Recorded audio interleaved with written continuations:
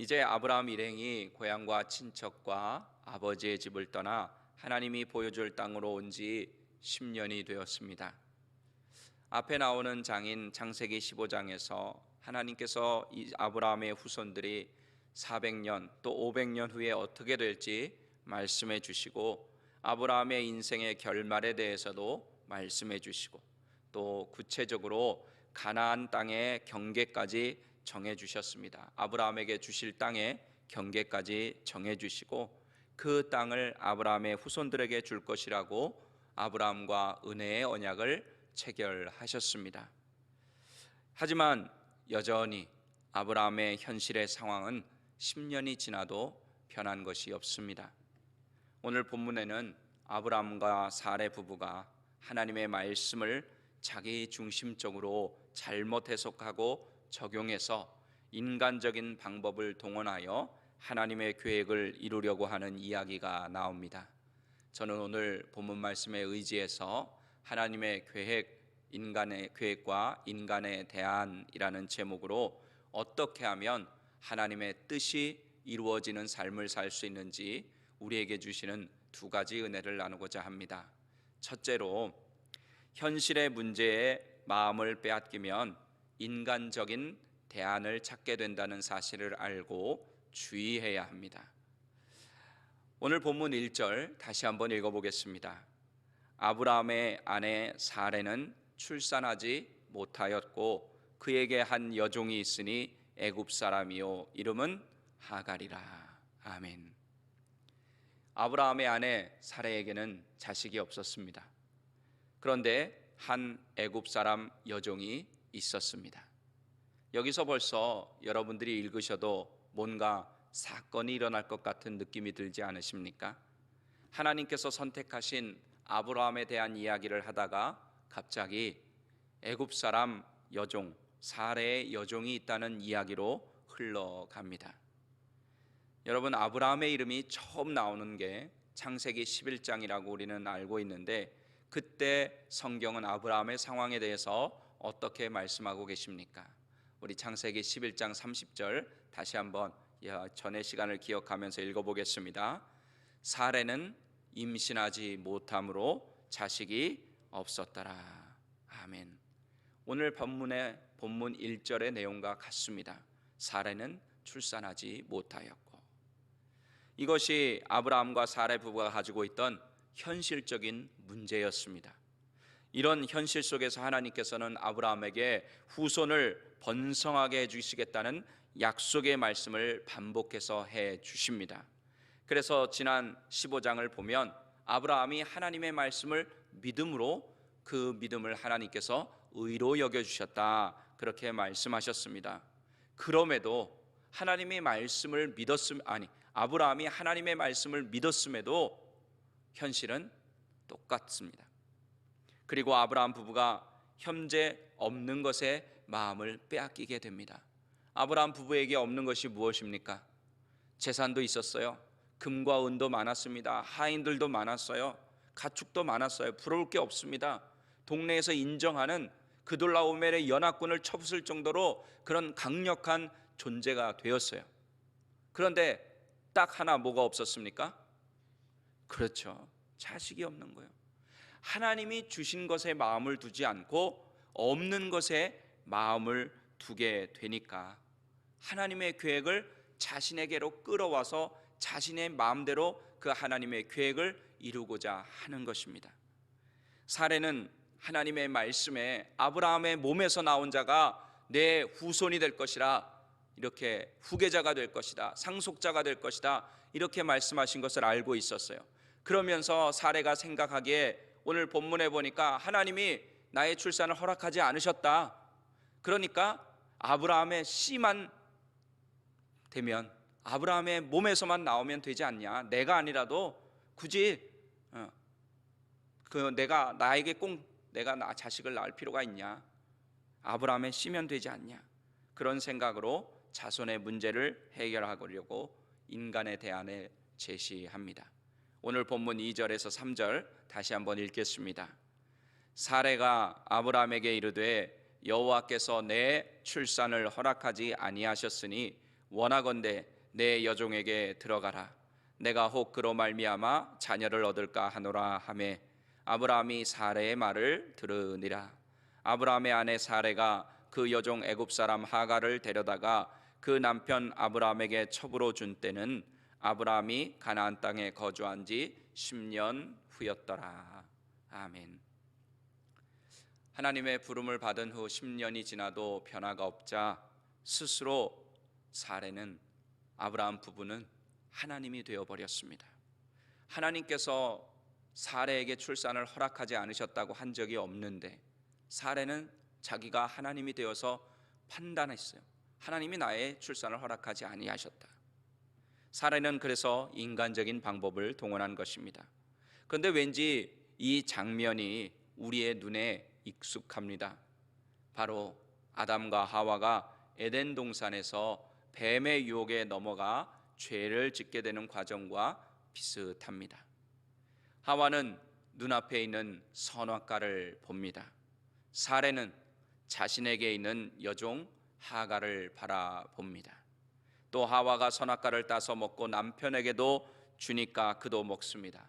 아브라함은 아내 사레가 하갈에게 들어가 동침하라고 하니까 사레의 말을 듣고 하갈에게 들어갑니다. 죄의 시작, 문제의 시작은 하나님께 있지 않습니다. 사람이 하나님의 말씀을 듣고 순종하지 않거나 또 자신에게 유리한 대로 해석하여 적용하는 데서 문제가 발생합니다.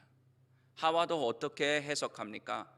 하나님께서는 그 열매를 따먹으면 정령 반드시 죽으리라 그렇게 말씀하셨는데 하와는 자기에게 편한 대로 적용해서 말합니다. 죽을까 하노라. 여기서 바로 죄는 시작이 되는 것입니다. 현실에 문제가 있을 때 눈에 보이거나 없는 것에 마음을 빼앗기면 안 됩니다. 문제가 문제보다 크시고 또 대적보다 크시고 모든 것을 하실 수 있는 하나님께 시선을 두고 하나님의 말씀이 이루어질 것을 믿고 끝까지 기다리고 인내해야 합니다. 그 과정에서 조심해야 될 것은 바로 오늘 사레가 보여준 그런 모습입니다. 인간적인 대안을 가지고 하나님의 계획을 이루려고 해서는 안 된다는 것입니다. 하나님의 일은 누가 이루십니까? 하나님이 이루십니다. 사람이 이루는 것이 아니라 하나님이 이루십니다. 사람이 계획을 가지고 있어도 대안을 가지고 있어도 그것을 하나님께서 이루어 주시지 않으면 결코 그것이 의미가 없고 소용이 없습니다. 우리 잠언 16장 9절 함께 읽어보겠습니다. 사람이 마음으로 자기의 길을 계획할지라도 그의 걸음을 인도하시는 이는 여호와시니라. 아멘. 그러므로 우리는 하나님의 뜻을 알게 되고 믿게 되었다 할지라도 그것을 이루시는 분은 하나님이시라는 사실을 믿고 하나님께서 편하게 일하실 수 있도록 하나님보다 앞서지 않고 기다리는 순종이 있어야 합니다. 순종 중에서 제 생각에는 이 기다리는 순종이 제일 힘든 것 같습니다. 아무것도 눈에 보이지 않고 하나님의 뜻이 이루어지는 것 같지 않고 하나님과 나와 멀리 있는 것 같고 떨어져 있는 것 같고 하나님이 나에게 응답하시지 않는 것 같은 그런 느낌이 드는 때, 그럼에도 불구하고 하나님의 뜻이 이루어지도록 기다려야 하는 그런 순종이 필요할 때가 제일 힘든 것 같습니다. 왜냐하면 우리의 인간의 본성에는요, 내 뜻대로 하려고 하는 본성이 있어요. 내 마음대로 하고 싶어하는 그런 본성이 있기 때문입니다. 하지만 이것을 극복하고 하나님의 약속의 말씀을 하나님께서 이루어 주실 것을 믿고 기다리면 하나님의 가장 좋은 때에 가장 좋은 것으로 가장 좋은 방법으로 이루어 주실 줄로 믿습니다. 둘째로, 인간적인 대안은 문제를 해결하는 것이 아니라 문제의 악순환으로 들어가게 만든다는 사실을 알아야 합니다. 오늘 본문 4절의 말씀 함께 읽어보겠습니다.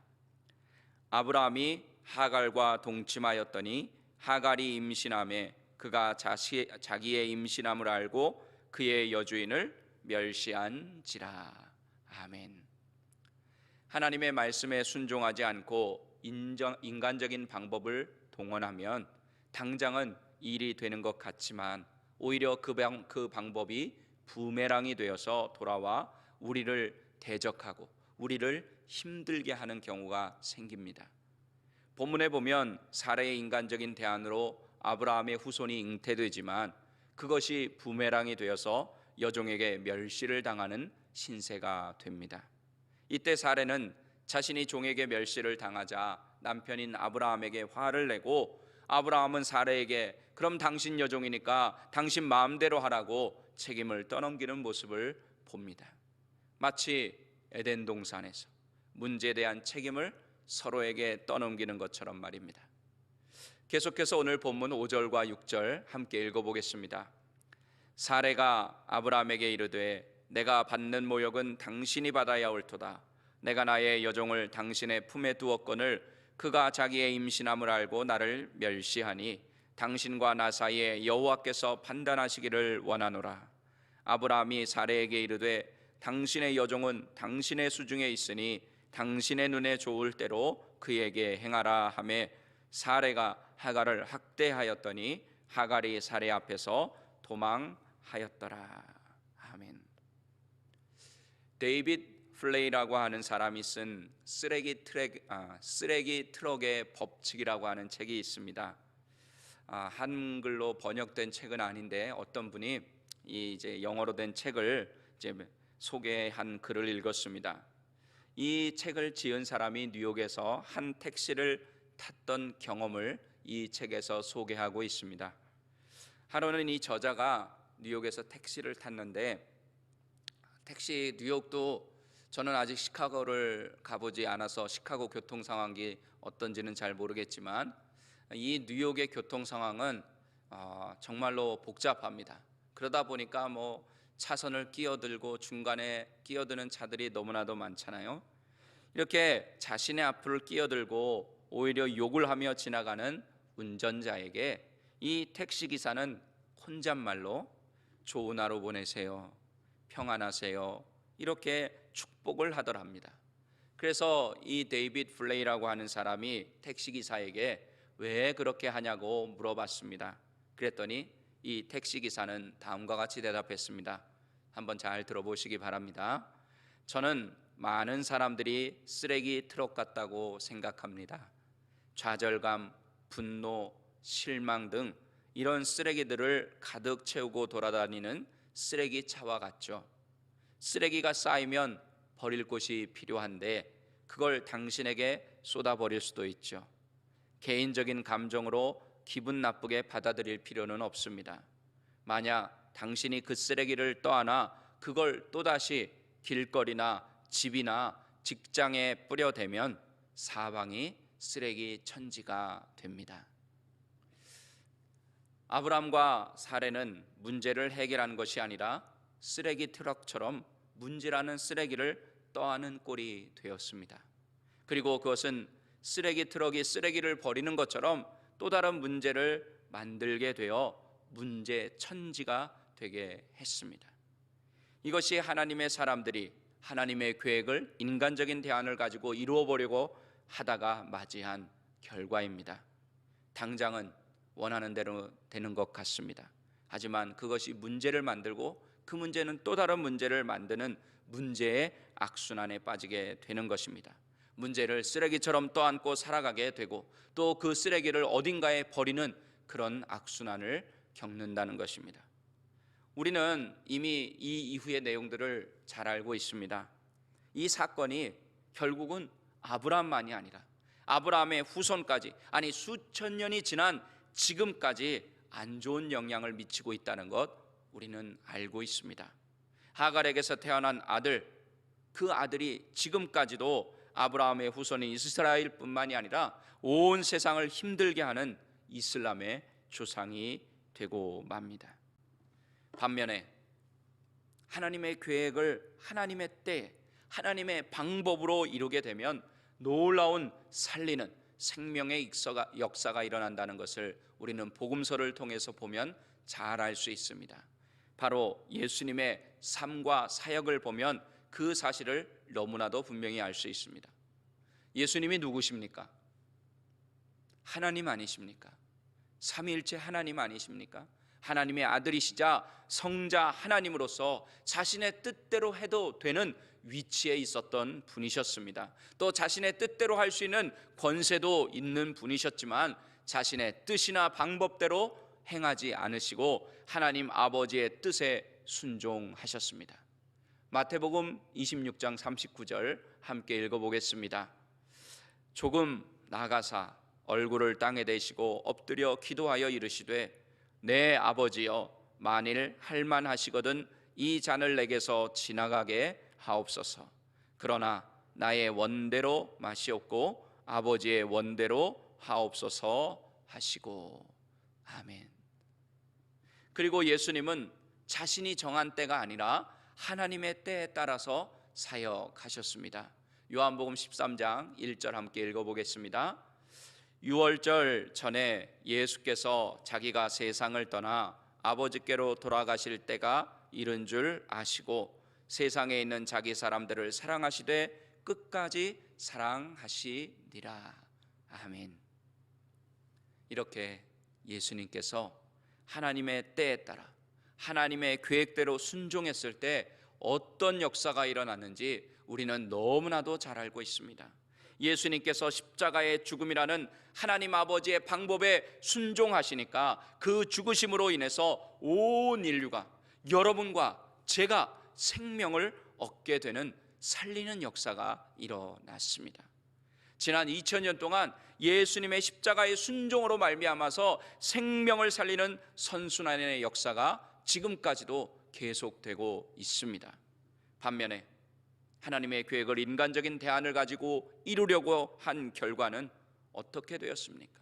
수천 년 동안 온 세상을 두려움과 죽음에 대한 공포로 몰아넣고 테러에 대한 공포로 몰아넣고 실제로 생명을 빼앗는 악순환이 계속되고 있지 않습니까? 신앙생활을 하다 보면 하나님의 뜻 금방 이루어질 것 같습니다. 그렇지만 실상 그렇지 않은 경우가 훨씬 더 많습니다. 그렇지만 그럴 때 그것을 이루기 위한 인간적인 답이 보일 때가 있어요. 야, 요렇게 하면 될 것 같은데. 아마 이런 위험에 가장 많이 노출된 사람이 아마 저 같은 주의 종들이 아닐까 합니다. 하나님의 뜻인 거는 맞는데, 하나님이 말씀을 주셨는데 그것이 이루어지지 않다 보면 인간적인 방법이 눈에 띕니다. 요거 내 경험상 요렇게 했을 때 될 것 같은데, 그런 생각이 든다는 것입니다. 그럴 때 우리는 영적으로 분별해야 됩니다. 그리고 예수님처럼 하나님께 기도해야 됩니다. 그러면 아브라함이나 사레처럼 실수하는, 인간적인 대안을 선택하는 그 실수를 범하지 않을 수 있습니다. 예수님처럼 하나님의 방법을 끝까지 붙들고 하나님의 방법대로 순종함으로 생명을 살리는 선순환의 역사를 만들어 가시기를 바랍니다. 말씀을 정리하겠습니다. 우리 사랑하는 귀한 새벽예배 성도 여러분, 하나님의 말씀을 끝까지 신뢰하시기 바랍니다. 하나님의 말씀을 끝까지 신뢰한다고 하는 것은 하나님의 말씀을 믿는 것에서 멈추는 것이 아닙니다. 그 계획을 이루는 것도 하나님의 방법대로 이루어지도록 끝까지 순종하는 그 순종까지 포함된다는 사실을 여러분들 기억하시기를 바랍니다. 그래서 눈에 보이는 인간적인 방법을 선택하지 마시고 하나님께 나와 기도하셔서 하나님의 인도하심을 받으시기 바랍니다. 여러분, 지난 일이지만 만약 아브라함이 사라의 말을 듣고 그대로 순종하기 전에 하나님께 나와 기도했다고 하면 어떻게 되었을까요? 최소한 이런 악순환의 문제에, 악순환 가운데 들어가지는 않았을 것입니다. 이렇게 아브라함 부부처럼 하나님의 말씀은 믿지만 금방 이루어지지 않아서 답답할 때 인간적인 방법 또는 인간적인 문제에 마음을 빼앗기지 마시고 말씀과 기도로 대응하시기를 바랍니다. 그래서 문제의 악순환에 들어가는 사람들이 아니라 예수님처럼 하나님의 약속의 말씀을 끝까지 믿고 의지함으로 은혜와 축복과 생명의 선순환에 들어가는 여러분 모두가 되시기를 예수님의 이름으로 간절히 축원합니다. 기도하시겠습니다.